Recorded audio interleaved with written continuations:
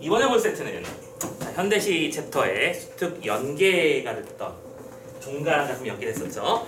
자, 현대시 파트의 문제들입니다. 현대시 파트 지금 보면 문제 구성들을 가만히 살펴보면 앞쪽에 산문 작품들이 주로 배치가 돼 있었고 뒤로 갈수록 현대시, 고전시가 나오면서 쉽게 말해서 난이도 높은 문제들이 상대적으로 더 많이 뒤에 배치가 됐었는데요. 예를 들어 29번 문제가 오답률 5위 정도가 나왔던 문제고 30번 문제는 화작 기준으로 봤을 때는 오답률 9위까지, 그리고 31번 문제도 역시 화작 기준으로 봤을 때는 오답률 10위까지 올라갔던 문제가 나타내는 게 맞는 거거든.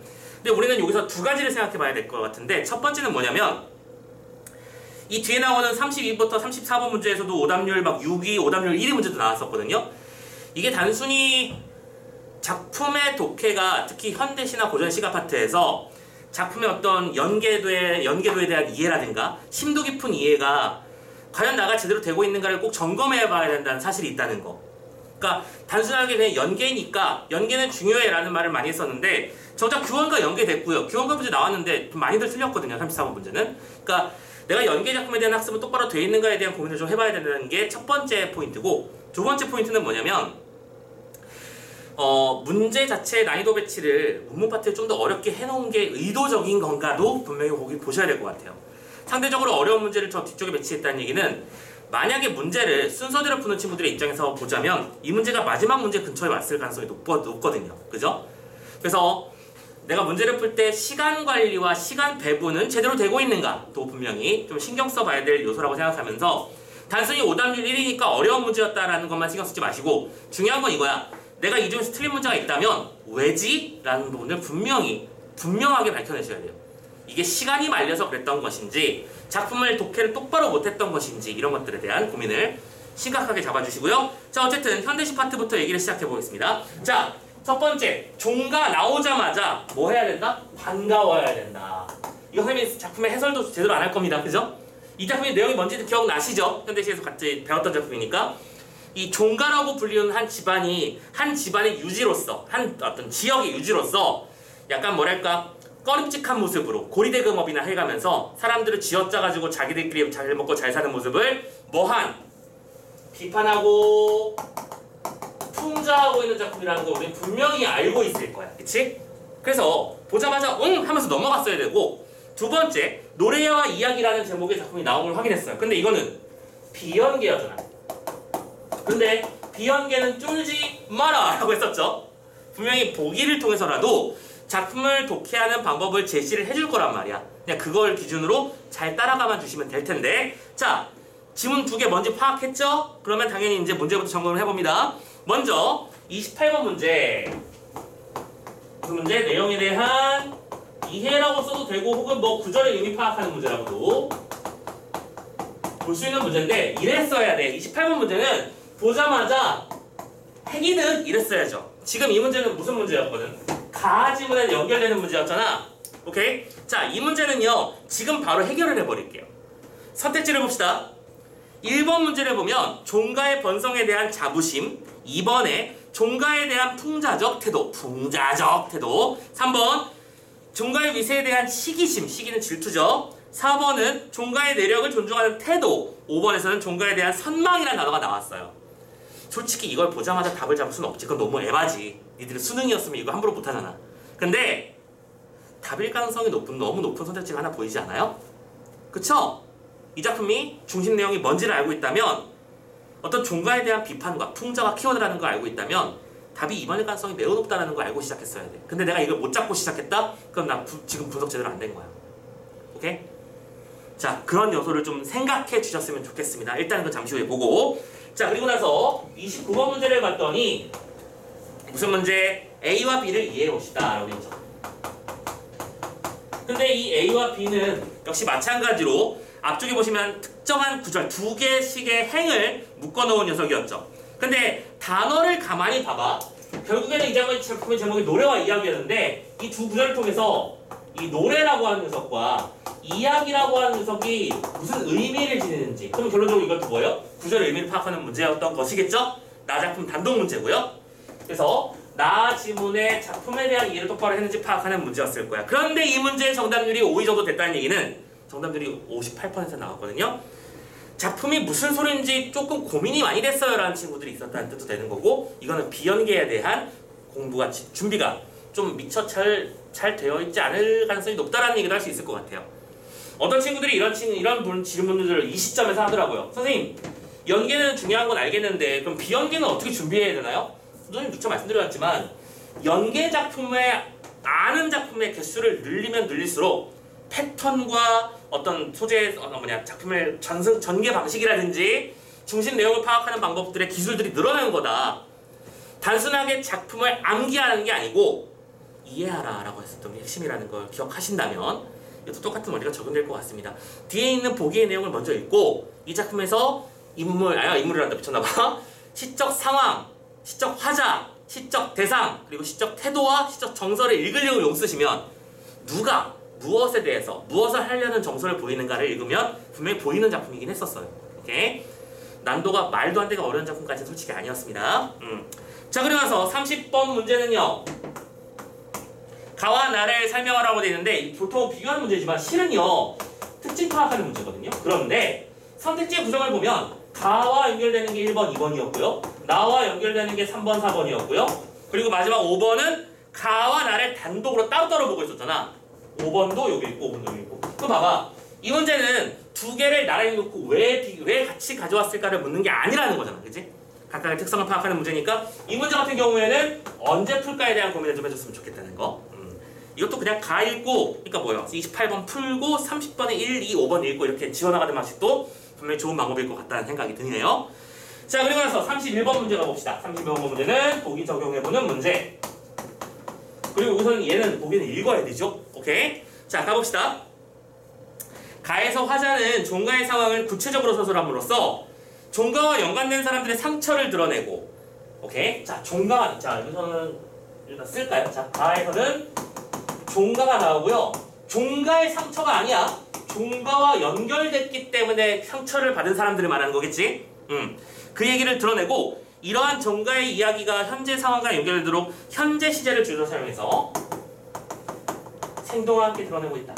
그러면서 종가의 특징을 설명했습니다. 그리고 나서 나에서의 화자는, 이거는 우리가 신경 써서 읽어야 되는데 빨간색으로 써야지.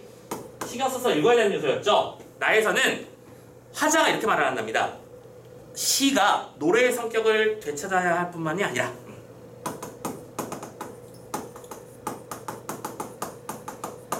자, 우리는 보통 시를 읽는다는 거는, 얘들아, 우리 고대가요를 생각해보고 고려가요 생각해보자고요. 시조를 생각해보자고요. 원래는 전부 다 뭐였다? 노래였지. 노래가사였지. 노래와 함께 불리는 것이었어. 근데 우리는 그걸 뜯어가지고 텍스트만 읽고 있는 중이잖아. 근데 여기서는 그걸 말하는 거야. 시는 원래 노래다. 리듬 있는 글이니까. 그러면 이걸 노래의 성격을 뒤찾아야 된다. 그럼 우리가 읽어야 되니까 노래의 성격은 뭘 말하는 건가를 파악해야 되는 거겠지? 되찾아야 된다고 말을 하면서 감정의 과잉으로 상처가 오히려 깊어지기도 하는 노래의 한계를 극복하기 위해 이야기가 요구된다. 근데 노래라고 하는 것은 상처가 깊어진다. 깊어짐. 이라고 하는 거. 이건 무슨 내용이라 했어? 감정의 과잉이라고 했었잖아. 근데 그 과잉이 지나칠 수도 있기 때문에 동시에 시로서의 성격도 신경 써야 된다고 말한 거야. 그러면 요 지문까지를 읽었을 때 여러분들이 느끼셔야 되는 건 여기서 시라는 용어와 노래라는 용어가 각각 다르게 쓰인 거구나. 시라는 게 바로 여기서 말했던 이야기를 말하는 거야. 현대문학의 시. 현대 작품들의 시라고 하는 것들은 이야기만 남은 거지.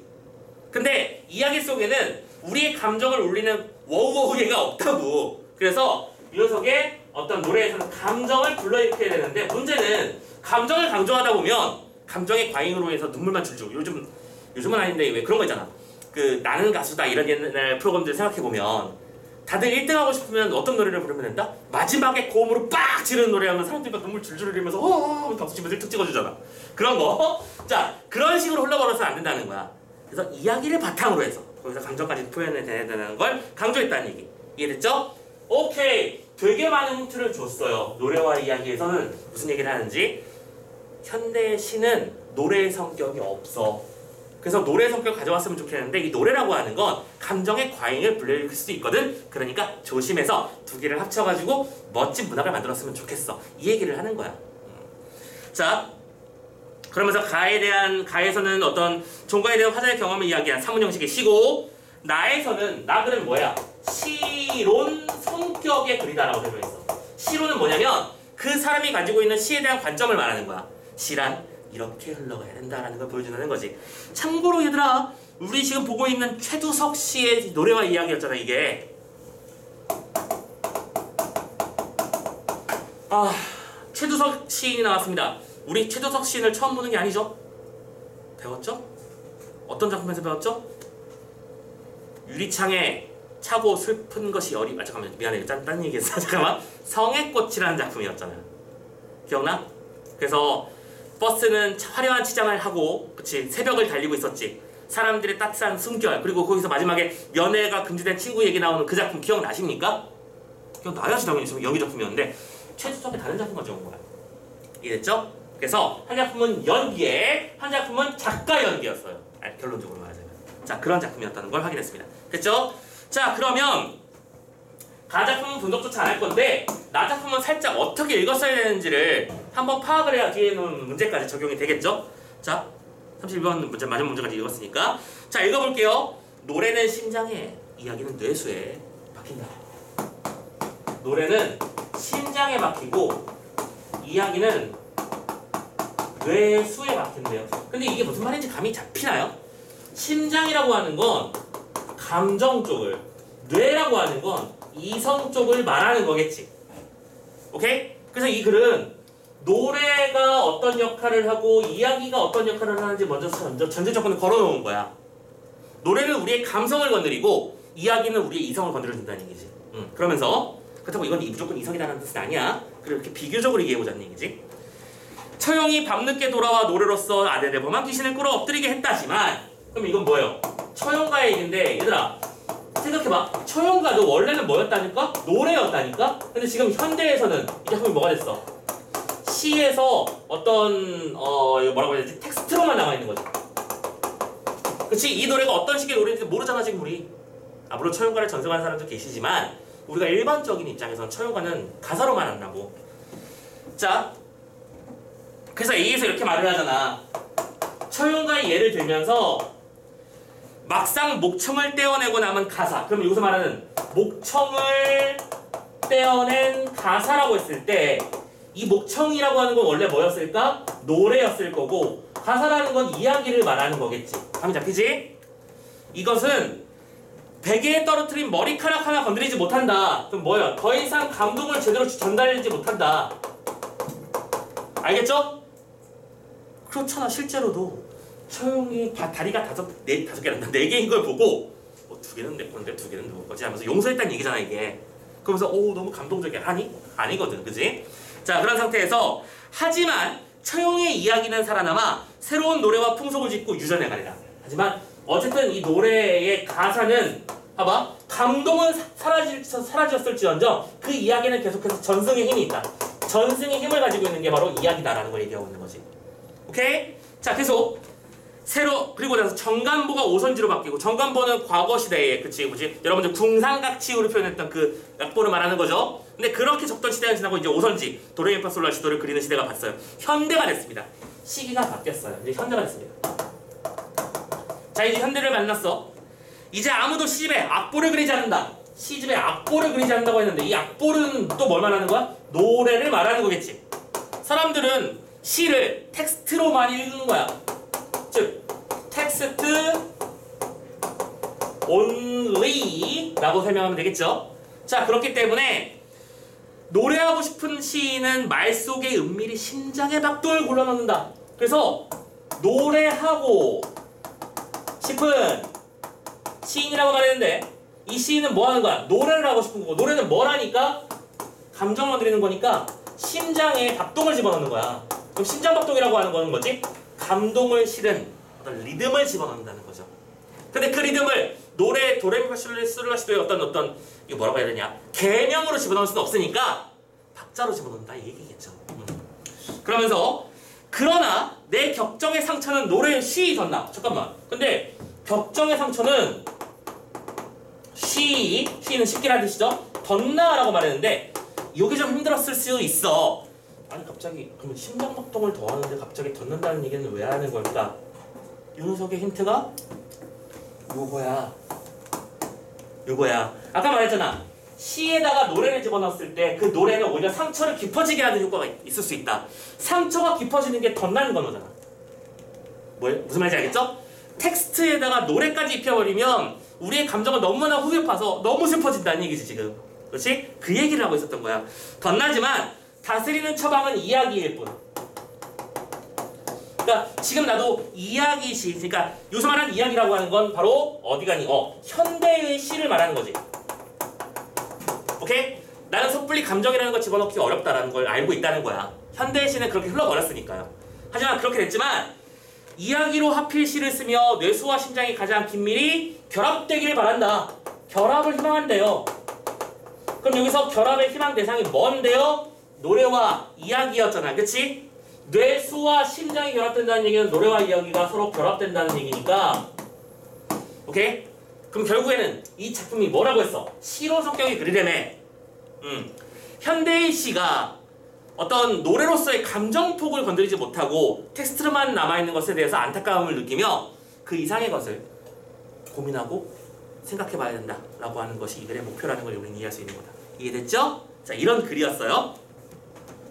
자, 그러면 28번부터 정리를 들어갑시다. 일단 2번이 맞는지 확인 작업만 했으면 좋겠어. 왜냐면 이 문제는 적절한 거 찾는 문제니까요. 하나만 걸려라 아니야? 그치? 2번 오랫동안 이 집의 광영을 지켜주는 신주들이 제삿날이면 갑자기 높아져서 재상에 날름이 안 올라앉는다. 그동안 이 집안의 어떤 자손들은 개뿔 신경도 안 써. 조상이 누군지 어떻게 할 거야. 근데 제삿날만 되면 사람 다 모여. 왜요? 자신의 어떤 힘을 자랑하고 여기서 재산을 빼가고 이렇게 해야 되는 거니까요.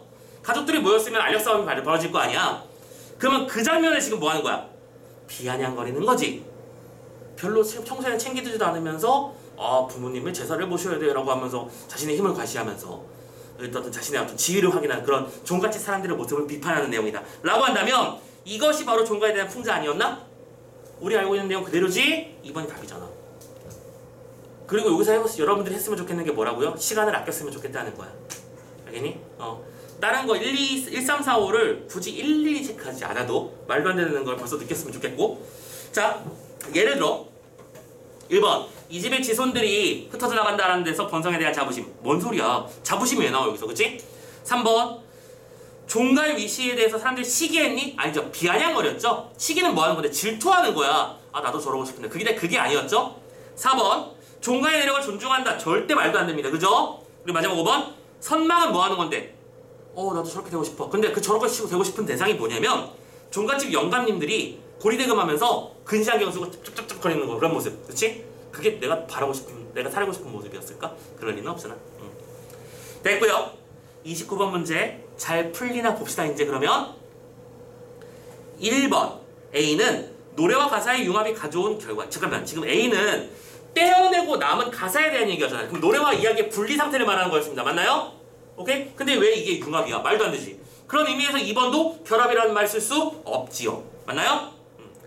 3번 B는 시인의 말에 이야기가 직접 연결된 상황을 표현한 것이다.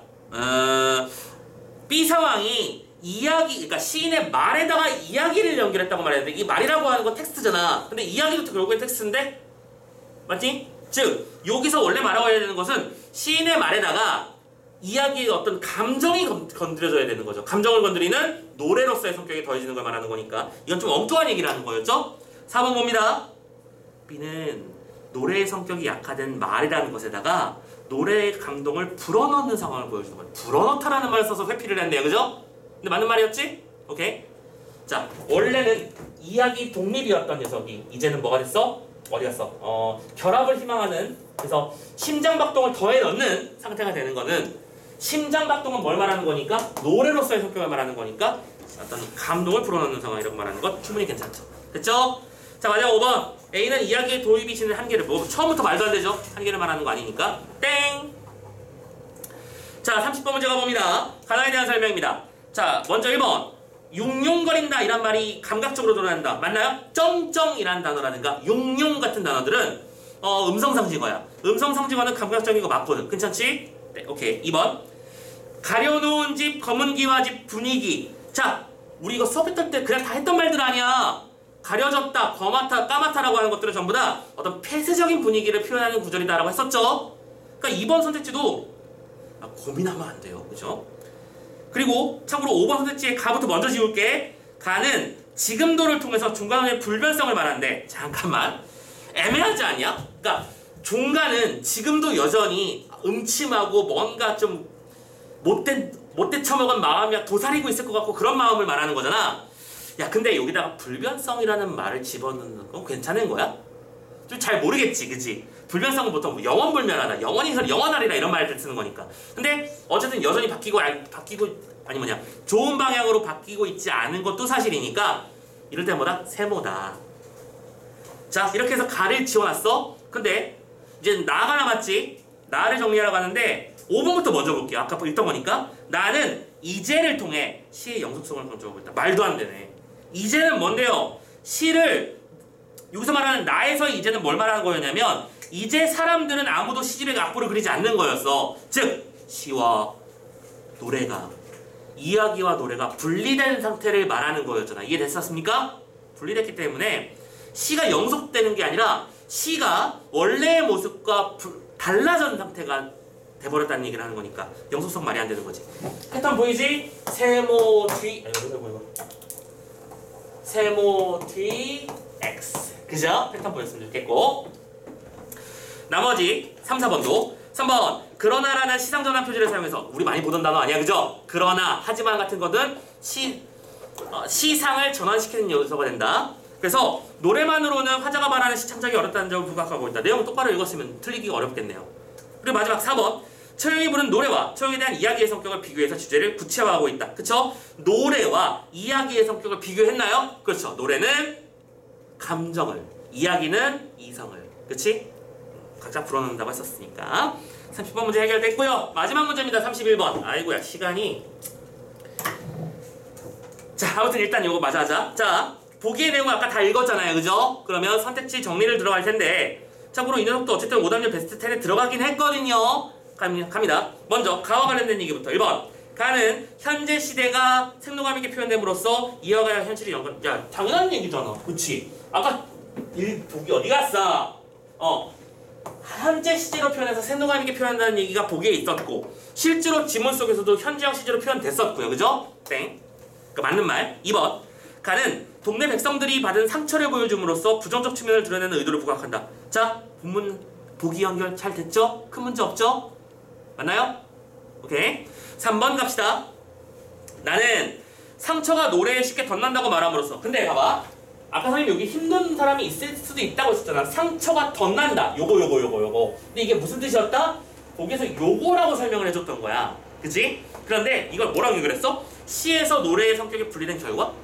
시와 노래가 분리됐기 때문에 상처가 덧나는 거야. 아니지. 시와 노래가 합쳐지게 되면서 감정이 과잉될 수 있다는 걸 이렇게 표현한 거니까 보기랑 완벽하게 반대되는 설명을 하고 있는 거잖아. 그러니까 이 녀석은 쉽게 답으로 잡았으면 좋겠습니다. 3번이 정답이었어요. 4번 뇌수와 심장의 결합을 희망한다고 말함으로써 이야기도 필요하다는 생각을 담아내고 있다. 맞죠? 당연한 얘기고요. 계속했던 얘기니까.